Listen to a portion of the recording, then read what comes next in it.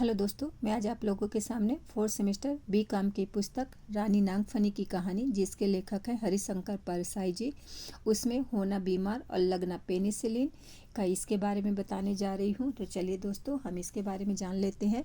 अस्तभान अब रात दिन नागफनी के चित्रों को देखता रहता और हाय हाय करता रहता। प्रेम की पीड़ा से आठों पहर तड़पता रहता। उसकी यही हालत देखकर मुफतलाल घबराया और एक नामी डॉक्टर को बुला लाया।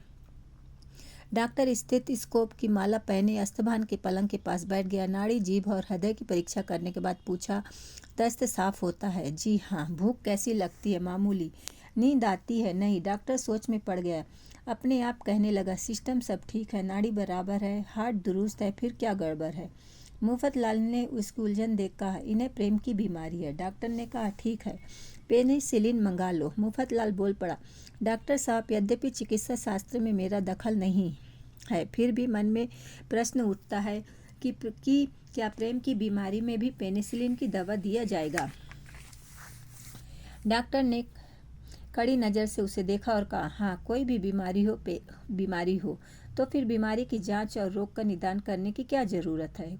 कोई नहीं सर, कोई नहीं। पर अगर डॉक्टर यह सब दिखाने के लिए ना करे तो उस पर विश्वास ना किया जाए और उसे फीस ना मिले तो डॉक्टर साहब, हर बीमारी पर पेनिसिलिन दिया जाएगा? हाँ, बुखार में पेनिसिलिन, पेट की पीड़ा में पेनिसिलिन, क्षय में पेनिसिलिन, कैंसर में पेनिसिलिन, भाई भाई में अनबन हो जाए दोनों को पेनिसिलिन देना चाहिए। और लड़का अगर बिगड़ गया हो तो?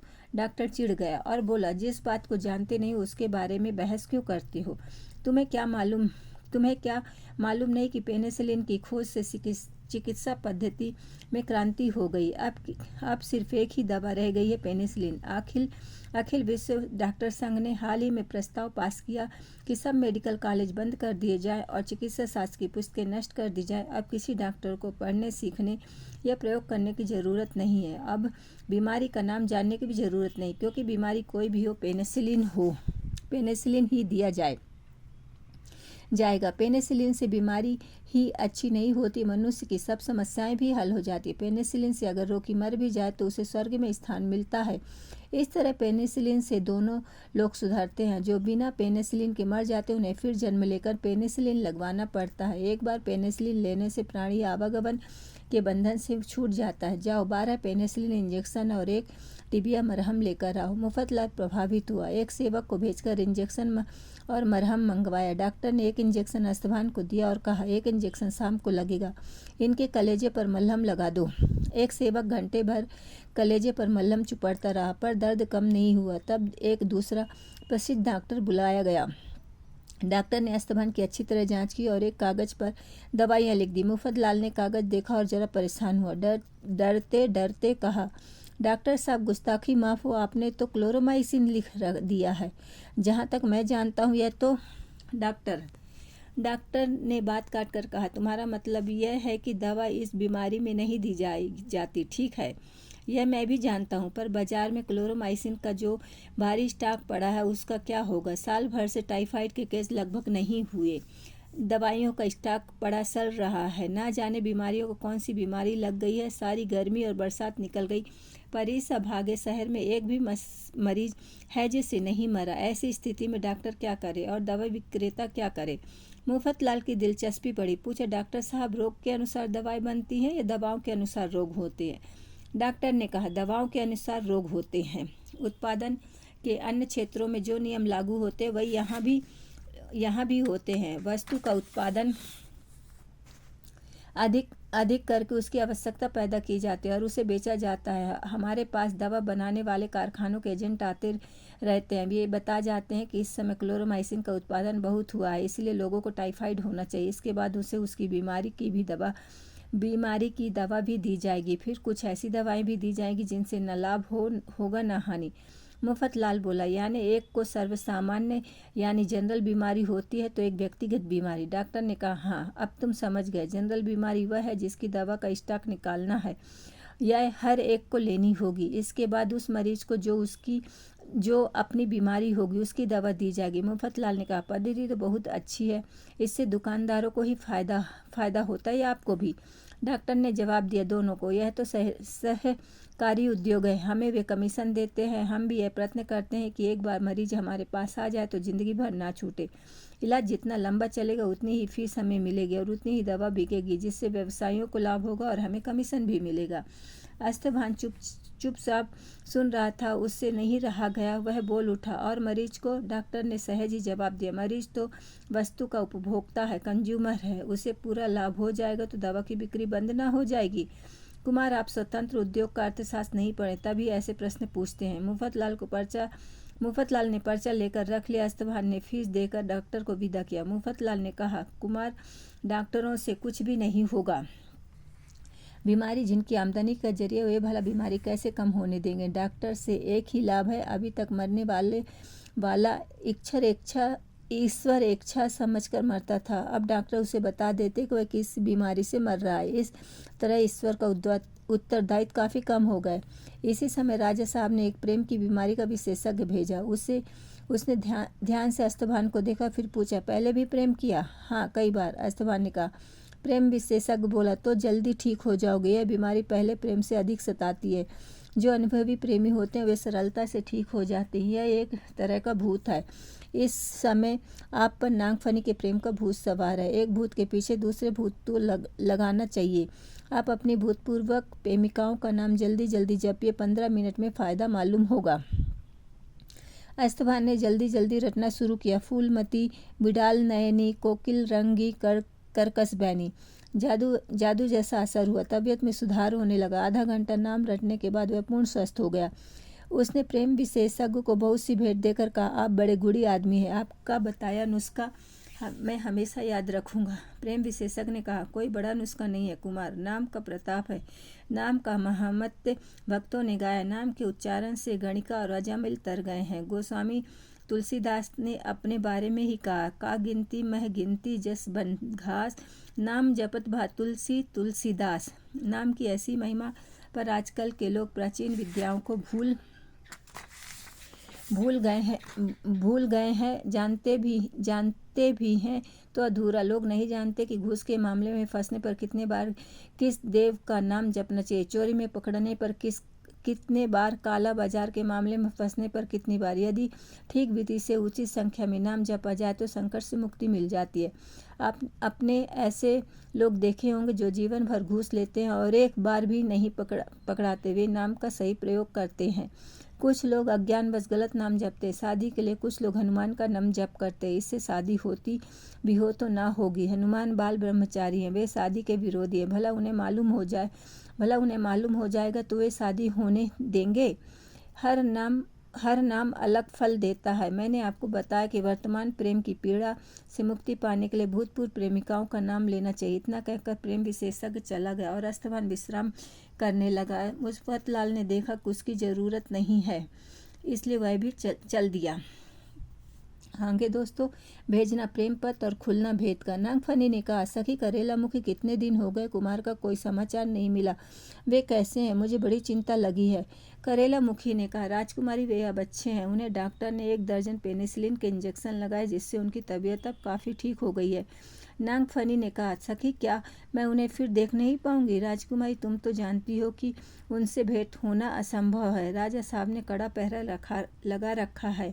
वे क्या आ नहीं सकते? वे तो भी वीरवंश के हैं। उनके पूर्वज कमद से किले की दीवारों पर चढ़ जाते थे। राजकुमारी कमद से चढ़ने के दिन गए। अब कहीं किसी हॉस्टल में ऊपर से साड़ी नीचे डाली जाती है और उसके सहारे प्रेमी चढ़ जाता है। पर कुमार तुम्हारे विरह में इतने दुर्बल हो गए हैं कि उनसे यह भी नहीं बनेगा। तो सखी वे मुझे प्रेम पत्र क्यों नहीं लिखते? प्रेम पत्र भी कैसे भेजे? सारी डाक पहले राजा साहब के सामने जाती, कहीं चिट्ठी पकड़ ली गई तो अनर्थ हो जाएगा। राजा साहब का गुस्सा बड़ा खराब है। परसों एक बिल्ली ने उनके कमरे में म्याऊ किया तो राजा साहब ने एक ही बार में उसका सिर काट लिया।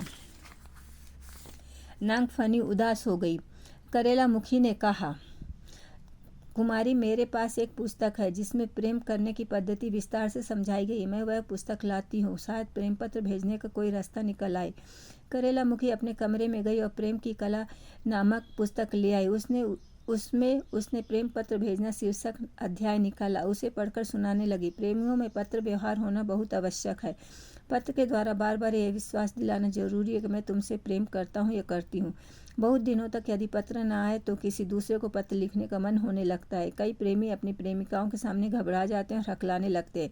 इनके लिए पत्र लिखना बहुत आवश्यक है। जो बात वे सामने नहीं कह पाते वह पत्र में लिख सकते हैं। प्रेम पत्र लिखते समय मनुष्य का मन मुक्त हो जाता है। प्रकांड विद्वान के प्रेम पत्र भी पढ़े जाए तो उनसे मालूम होता है कि वह बड़ा बेवकूफ़ आदमी है जो प्रेम पत्र में मूर्खतापूर्ण बातें ना लिखे। उसका प्रेम कच्चा है, उस पर विश्वास नहीं करना चाहिए। पत्र जितना मूर्खतापूर्ण हो उतना ही गहरा प्रेम समझना चाहिए। प्रेम पत्र भेजना एक बड़ी समस्या रही है। प्राचीन काल में कबूतरों के द्वारा प्रेम पत्र भेजे जाते थे, पर प्रेमिकाओं के पिता पत्रवाहक कबूतर को बहका कर या उस पर अपना क्षितिज बाज छोड़कर पत्र प्राप्त कर लेते थे। किसी मित्र के द्वारा पत्र भेजने की भी प्रथा थी, पर इसमें बड़ा धोखा था। अक्सर ऐसा हुआ कि प्रेमी या प्रेमिका चिट्ठी लाने वाले से ही प्रेम करने लगे। उर्दू के कवियों ने मित्र के द्वारा भेजने की गलती की थी, जिसका परिणाम उन्हें भुगतना पड़ा। प्रेम पत्र भेजने का सबसे नवीन और सरल तरीका उसे पुस्तक में छिपाकर भेजना। प्रेमी या प्रेमिका के छोटे भाई बहनों को चॉकलेट देकर उनसे पहले आत्मीयता पैदा करनी चाहिए। यदि भाई बहन ना हो तो मोहल्ले के छोटे बच्चे भी काम चल सकता है। चॉकलेट छिपा कर देना चाहिए, क्योंकि यह तरीका इतना लोकप्रिय हो गया कि जब लोग किसी को बच्चों को चॉकलेट बांटते देखते तो समझ जाते कि इसे प्रेम पत्र भेजना है। जब बच्चा विश्वास में आ जाता, प्रेमिका उससे कहे, मुन्नू दादा के पढ़ने के लिए पुस्तक ले जाओ, अर्थात दादा मतलब प्रेमी। मुन्नू भर दोपहरी में दौड़ते हुए दादा के पास पुस्तक मांगने पहुंचे। दादा को समझ जाना चाहिए कि दीदी पुस्तक नहीं चाहती, पुस्तक में चिट्ठी चाहती है। यह मुन्नू को एक चॉकलेट दे और किसी उपन्यास में चिट्ठी रखकर पुस्तक उसके हाथ में दे दे। मुन्नू भागते हुए जाएगा और दीदी के हाथ में पुस्तक रख देंगे। अब दीदी भी मुन्नू को एक चॉकलेट दे। इस प्रकार जब तक मुन्नू 2 चॉकलेटों के लोभ में किसी और को पुस्तक ना दे दे, वह पत्र व्यवहार चल सकता है। पुस्तकों का बड़ा महत्व है।